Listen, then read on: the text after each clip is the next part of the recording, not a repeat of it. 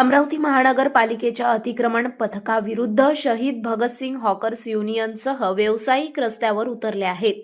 3 डिसेंबरच्या रात्री गाडगेनगर परिसरात अतिक्रमण कारवाई दरम्यान पोलीस आणि पथकाने हॉकर्सना शिवीगाळ केली असा आरोप करत गणेश मारोटकर यांच्या नेतृत्वात शेकडो हॉकर्सनी गाडगेनगर पोलीस स्टेशनला वेढा घातला। दुसरीकडे 4 डिसेंबरला पत्रकार परिषदेत अतिक्रमण पथक प्रमुख योगेश कोल्हेवर भ्रष्टाचाराचे थेट आरोप करण्यात आले असून त्यांच्याविरुद्ध कारवाईची मागणी करण्यात आली आहे। 3 डिसेंबरच्या रात्री गाडगेनगर परिसरात अमरावती महानगरपालिकेच्या अतिक्रमण पथकाने सह पोलिसांच्या मदतीने कारवाई केली। यावेळी हॉकर्स व व्यावसायिकांना शिवीगाळ करून अरेरावी केल्याचा आरोप शहीद भगतसिंग हॉकर्स युनियनने केला आहे। विशेषतः महिला हॉकर्सना लक्ष्य केले असा दावा करत एका महिला पोलीस कर्मचाऱ्याने खोटे गुन्हे दाखल करण्याची धमकी दिल्याचेही सांगितले जात आहे। या घटनेच्या निषेधार्थ गणेश मारोटकर यांच्या नेतृत्वात शेकडो हॉकर्सनी रात्रीच गाडगेनगर पोलीस स्टेशनला धडक दिली आणि निषेध नोंदवला। 4 डिसेंबरला आयोजित पत्रकार परिषदेत शहीद भगतसिंग हॉकर्स युनियनचे नेते गणेश मारोटकर यांनी अतिक्रमण पथकाविरुद्ध थेट आरोप केले। त्यांनी पथक प्रमुख योगेश कोल्हेंना भ्रष्ट अधिकारी म्हणून संबोधले। चपरासी असलेला व्यक्ती अतिक्रमण प्रमुख कसा झाला, तसेच 2018 मध्ये लाचलुचपत प्रतिबंधक विभागाने कोल्हेंवर 1000 रुपयांची लाच घेतल्याबद्दल कारवाई केली होती, तरी ते पदावर कसे काय कायम आहेत असा सवाल उपस्थित केला। या परिषदेत हॉकर्स व्यावसायिकांच्या समस्या आणि पथकाच्या वागणुकीबाबत सविस्तर चर्चा झाली। हॉकर्स युनियनने कोल्हेंविरुद्ध तत्काळ कारवाई करण्याची मागणी केली असून अशा भ्रष्टाचारामुळे व्यावसायिकांचे नुकसान होत असल्याचे सांगितले। कारवाई न झाल्यास मोठे आंदोलन छेडले जाईल असा इशारा शहीद भगतसिंग हॉकर्स युनियनने दिला। नमस्कार, मी गणेश मारोटकर।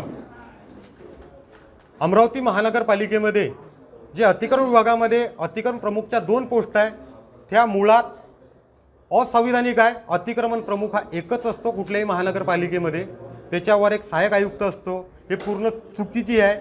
तसेच योगेशजी कोल्हे यांना 2018 मध्ये 1000 रुपयाची लाच घेताना अँटी करप्शन ब्युरोने पकडले होते।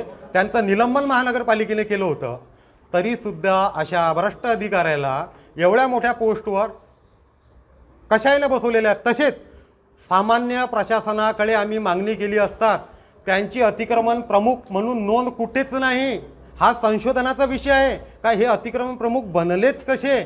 अमरावती शहरात जे हॉकर्स व्यावसायिक यांना पैसे देतात, हप्ते देतात, 2000 रुपये गाडीच्या प्रमाणे योगेश कोल्हे पैसे मागतो आणि जो पैसे देत नाही त्याच्यावर हेतू परस्पर कारवाई करतो, हा आमचा सीधा आरोप आहे। नगर वाचनालय असो, तिथे जे पूर्ण लाईन आहे त्या लाईनीपासून याला कमीत कमी लाखो रुपये महिन्याचे जातात, म्हणून तिथे कारवाईची होत नाही। तसेच सिटीमध्ये जे पूर्ण सिटी कोतवालीच्या समोर तोडण्याचे जे आदेश दिले, अतिक्रमण काढण्याचे आदेश दिले दुकानाला, अजूनपर्यंत कारवाई झाली नाही का बरं? किती पैसे गेले योगेशजी कोल्हे यांना? अशा करप्ट अधिकाऱ्याला तात्काळ अमरावती महानगरपालिकेने आयुक्त मॅडमने पदावरून याला बिलकुल बरखास्त केले पाहिजे आणि एक चपराशी व्यक्ती हा अतिक्रमण प्रमुख बनूच कसा शकतो? कमी पडले आहे का महानगरपालिकेपाशी? खूप अधिकारी आहेत चांगले चांगले आणि त्या पदाचे योग्य जे त्या पदाला शोभू शकतात, न्याय देऊ शकतात असे लोक सुद्धा महानगरपालिकेमध्ये आहेत। मग यालाच का बरं निवडले? ज्याच्यावर 1000 रुपये घेताना ज्याची 1000 रुपयासाठी ज्याची नियत फिरू शकते, एवढ्या मोठ्या खुर्चीवर बसल्यानंतर तो पूर्ण अमरावती महानगरपालिका विकू शकतो, हे महानगरपालिकेच्या लक्षात येत नाही आहेत का?